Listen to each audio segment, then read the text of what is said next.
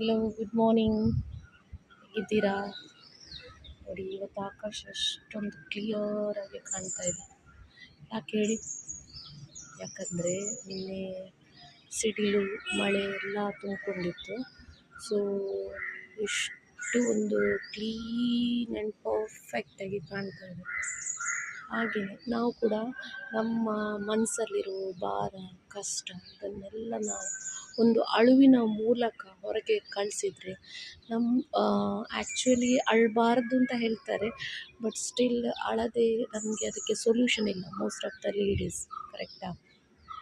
ಒಂದು ಸತಿ ಈ ಹತ್ತು ಬಿಟ್ಟು ನಮ್ಮ ಮನಸ್ಸನ್ನೆಲ್ಲ ಹಗುರ ಮಾಡಿಕೊಂಡ್ರೆ ಆಗ ಏನಾಗ್ತದೆ ಹೇಳಿ, ನಮ್ಮ ಮನಸ್ಸಿನ ಭಾರ ಕೂಡ ಕಮ್ಮಿ ಆಗುತ್ತೆ.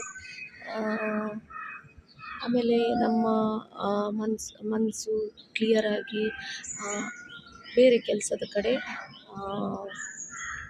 ಗಮನ ಹರಿಸ್ತಾ ಇರುತ್ತೆ. ಹಾಗೆ ಇಲ್ಲಿ ಕೂಡ ಹಾಗೆಯೇ. ನಿನ್ನೆ ಏನಾಗಿದೆ ಹೇಳಿದರೆ, ಇಷ್ಟೊಂದು ಕ್ಲೀನಾಗಿ ಕಾಣಬೇಕಾದ್ರೆ ನಿನ್ನೆ ಫುಲ್ಲು ಮಳೆ ಬಂದು ತುಂಬಾ ಇವತ್ತಿನ ಒಂದು ಬೆಳಗ್ಗಿನ ಸುಂದರವಾದ ದೃಶ್ಯವನ್ನು ನಿಮಗೆ ತೋರಿಸ್ತಾ ಇದ್ದೇನೆ.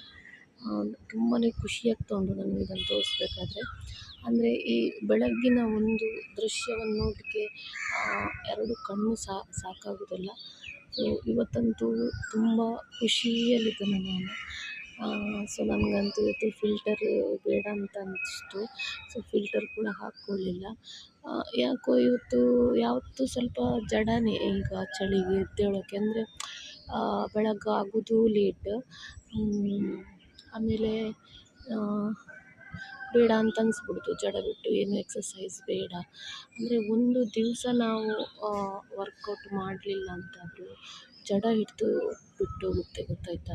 ಸೊ ಆದಷ್ಟು ನಾವು ಬಾಡಿ ಆಗಲಿ ಅಂದರೆ ಈ ಒಂದು ಬೆಳಗ್ಗೆ ಏಳೋದ್ರಿಂದ ಪ್ರಯೋಜನ ಏನಂದರೆ, ನಾವು ಖುಷಿಯಾಗಿರ್ತೇವೆ. ಒಂದು ಸ್ವಲ್ಪ ಬೇಗ ಎದ್ದು ಏನಾದರೂ ಒಂದು 20 ನಿಮಿಷದ್ದು ದೇಹಕ್ಕೆ ಕಸರತ್ತು ಮಾಡಿದರೂ ದಿನ ಇಡೀ ನಾವು ಲವಲವಿಕೆಯಿಂದ ಇರ್ತೇವೆ.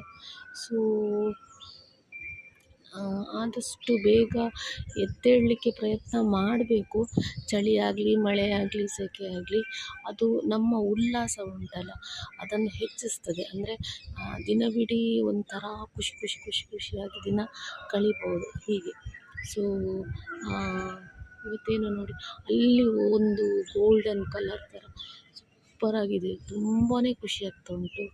I wish you all happy day, happy Wednesday. Take care everyone. Thank you so much.